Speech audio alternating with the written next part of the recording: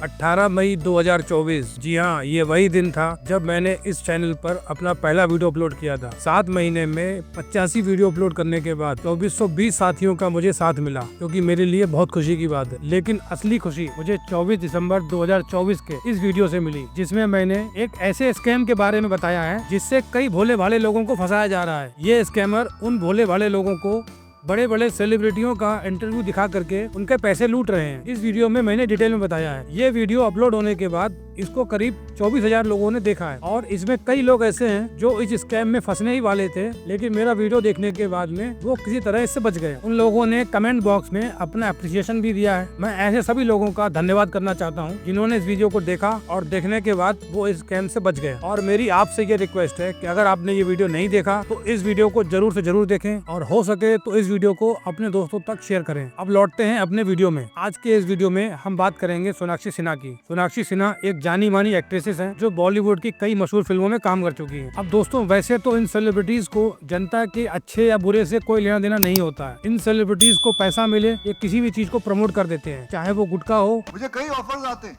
मैं आपको बताऊं, मुझे कई बड़े बड़े गुटखा कंपनी के ऑफर्स आते हैं कि करो, और अनगिनत सुनने वाले अमाउंट देने को तैयार होते हैं। चाहे वो गेमिंग ऐप हो। पोकर चल रहा था छोटे, पोकर खेलने वाले दिखाते नहीं। रमी बोले तो rummy, download the app now. लेकिन सोनाक्षी सिन्हा को देख करके मुझे अच्छा लगा। ये फ्री में जनता की मदद करती हैं। दिवाली पर इन्होंने जनता को बताया कि हमें पटाखे नहीं फोड़ने चाहिए क्योंकि इससे पोल्यूशन होता है, और इन्होंने इस बारे में ये पोस्ट भी करी थी। I want to ask all those people bursting crackers right now, are you stupid or what? देख के अच्छा लगा कि जहाँ सारे के सारे सेलिब्रिटी पैसों के लिए पब्लिक का सत्यानाश करने में लगे हुए हैं, वहाँ पर एक सेलिब्रिटी ऐसा भी है जिसको जनता के हेल्थ की चिंता है, पॉल्यूशन की चिंता है। बहुत अच्छा मैसेज दिया सोनाक्षी सिन्हा ने। लेकिन ये क्या,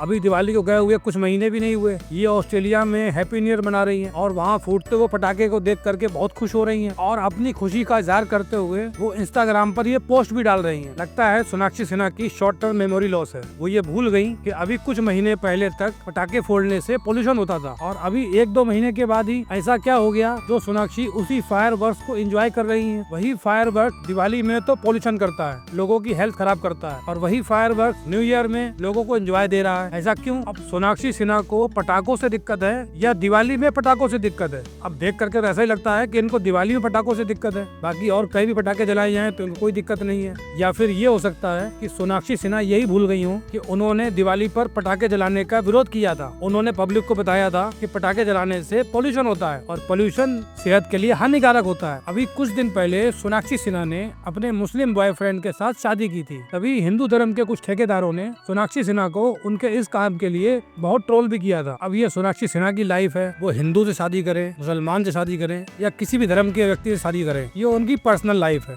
उनका पर्सनल डिसीजन है। लेकिन सोनाक्षी सिन्हा का जो ये डबल स्टैंडर्ड है कि दिवाली में अगर पटाखे जलाओगे तो उससे आपकी हेल्थ खराब होगी, और ऑस्ट्रेलिया में अगर पटाखे जलेंगे तो वो उसको एंजॉय करेंगी, उसका वीडियो बनाकर इंस्टाग्राम पे डालेंगी। अगर वो इस डबल स्टैंडर्ड से चलेंगी तो वो उन लोगों को और मौका देंगी जो उनके एक मुसलमान से शादी करने के खिलाफ उनको ट्रोल करते हैं। वैसे ज्यादातर इन सेलिब्रिटीज की अपनी कोई आइडियोलॉजी नहीं होती है, ये अपॉर्चुनिस्ट होते हैं। जब जैसा मौका मिले तब ये वैसा काम करते हैं। इनको ठीक लगेगा तो ये दिवाली में पटाखे फोड़ेंगे, इनको ठीक नहीं लगेगा तो ये नहीं फोड़ेंगे। लेकिन इनको ये गलतफहमी हो जाती है कि जनता जो है वो इतनी पागल है कि जो ये कहेंगे वो जनता मान लेगी। खैर दोस्तों, सोनाक्षी सिन्हा को बाय बाय करते हुए अब हम बात करते हैं अपने वीडियो के दूसरे टॉपिक की, जो कि है माई फेवरेट लीडर, यानी कि मेरा फेवरेट नेता। कौन है वो नेता जो मेरा पसंदीदा है? अब दोस्तों, इस चैनल पर मैंने 7 महीने में 85 वीडियो डाले हैं, जिनमें से कई सारे वीडियो ऐसे हैं जो पब्लिक इशू पर हैं, और कई सारे वीडियो ऐसे हैं जो पॉलिटिक्स के ऊपर में है। पॉलिटिक्स वाले कई वीडियोस में मैंने गवर्नमेंट को कई बार क्रिटिसाइज भी किया है। अब जो लोग काफी पुराने समय से इस चैनल से जुड़े हुए हैं, जो शुरू से मेरे वीडियो देखते हुए आ रहे हैं, उन्होंने अभी तक इस बारे में कोई ना कोई ओपिनियन जरूर बना लिया होगा। क्योंकि मैं गवर्नमेंट को क्रिटिसाइज करता हूँ, इसलिए मैं अपोजिशन को सपोर्ट करता हूँ,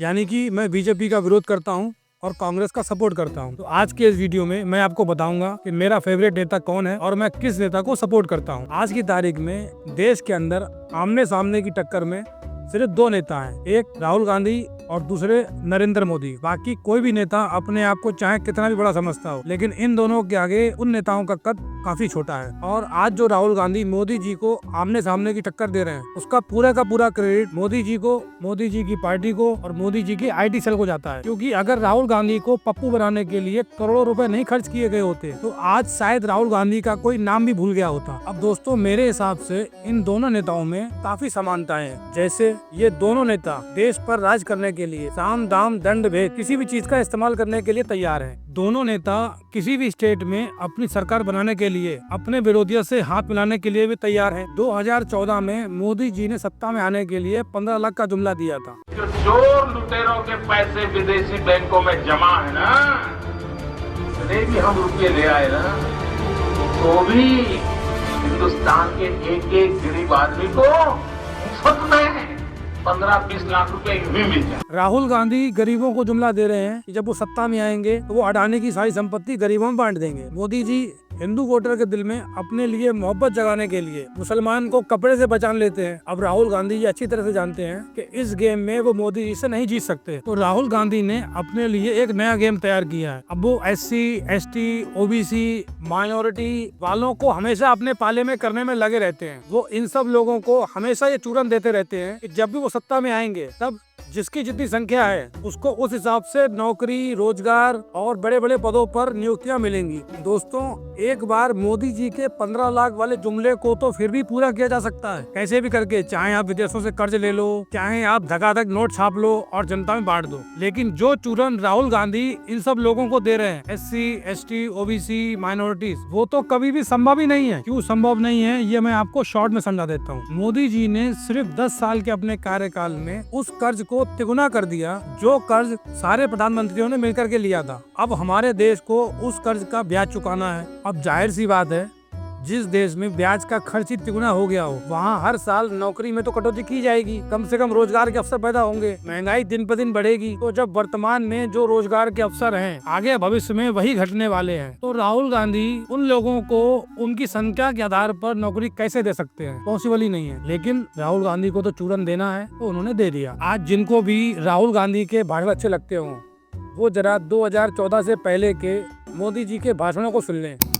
फिर चाहे महंगाई का मुद्दा हो, चाहे आधार कार्ड का मुद्दा हो, GST का मुद्दा हो, चाहे रुपीस वर्सेस डॉलर का मुद्दा हो, हर मुद्दे पर मोदी जी बढ़ चढ़ कर बोलते थे। ऐसे नहीं होता मित्रों, मैं शासन में बैठा हूं, मुझे मालूम है इस प्रकार से रुपया इतनी तेजी से गिर नहीं सकता। अरे ये नेपाल का रुपया नहीं गिरता है, बांग्लादेश की करेंसी नहीं गिरती है, पाकिस्तान की करेंसी नहीं गिरती, श्रीलंका की करेंसी नहीं गिरती। क्या कारण है हिंदुस्तान का रुपया पतला होता जा रहा है? महंगाई कहां से कहां पहुंच गई। एक तरफ GDP का गिरना, दूसरी तरफ इन्फ्लेशन का बढ़ना। महंगाई बढ़े और वो भी इस हालात से बढ़े, और उसमें भी दिल्ली की सरकार हर बार नई तारीख देती रहे, और जिस दिन मीडिया का मूड कर जाएगा वो पुराने सारे उनके बाइक निकालने करके दिखाएंगे। अब तो 1 साल से महंगाई के विषय पर बोलना ही बंद कर दिया। साल का रिपोर्ट कार्ड के कुछ ही घंटों में उन्होंने देश में जिस प्रकार से पेट्रोल के दाम बढ़ा दिए। जनता के मुद्दे नेता जब भी उठाते हैं जब वो विपक्ष में बैठे होते हैं, और जैसे ही उनको सत्ता मिल जाती है, जनता के मुद्दे भूलकर वो नेता अपने आप को नॉन बायोलॉजिकल समझने लगते हैं। मैं कन्विंस हो चुका हूँ कि परमात्मा ने मुझे भेजा है। आज की तारीख में पूरा विपक्ष EVM का विरोध करता है। वो EVM पे अपनी शंका जताता है कि EVM में गड़बड़ी होती है, ऐसा है वैसा है। लेकिन ये EVM लाने वाला कौन? कांग्रेस की गवर्नमेंट। जिस समय कांग्रेस EVM को लेकर के आई थी, उस समय बीजेपी यही रोना रोती थी कि EVM खराब है, EVM में गड़बड़ी होती है। उस समय कांग्रेस कानों में तेल डाल करके बैठती थी। राहुल गांधी भी थे उस समय। इन्होंने EVM के बारे में उस समय क्या किया? ये चुपचाप शांति से उस समय सत्ता का मजा ले रहे थे। क्या उस समय देश में महंगाई नहीं थी, या उस समय देश में रोजगार की समस्या नहीं थी? बिल्कुल थी। तो क्या राहुल गांधी उस समय कभी महंगाई या रोजगार के बारे में कुछ बोले?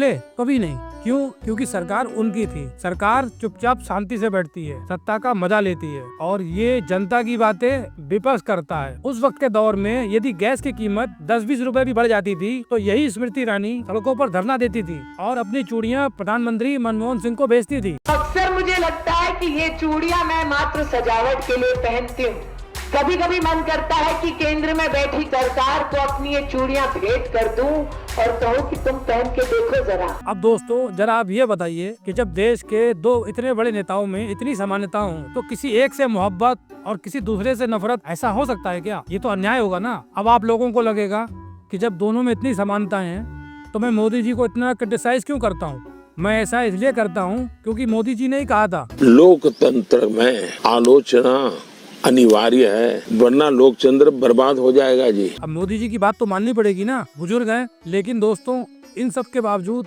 आप ऐसा बिल्कुल मत सोचना कि मेरा कोई फेवरेट नेता नहीं है। मेरा भी एक फेवरेट नेता था, बहुत ईमानदार, जनता से कभी उसने झूठ नहीं बोला, लेकिन दुर्भाग्य से वो चुनाव जीत नहीं पाया। मैं आपको उनसे मिलवाता हूँ। मेरा चुनाव में कोई मुद्दा नहीं है, मेरा अपना एक पर्सनल मुद्दा है। मुझे पैसा कमाना, इन्वेस्ट करना है और विधायक बन के अपनी जो सारी सुविधा है वो खड़ी करनी है। राजनीति में जो आता है पैसा कमाता है, अपना घर भरता है, ऐसा मैं भरूंगा। जो विकास कार्य के लिए पैसा आता है उसमें 25% तो होता ही है। अभी तो मुझे इतनी नॉलेज नहीं है कि पैसा किस तरह कमाया जाएगा। जीतने के बाद अपने आप नॉलेज आ जाएगी, अधिकारी बताएंगे मुझे पैसा कमाने के लिए।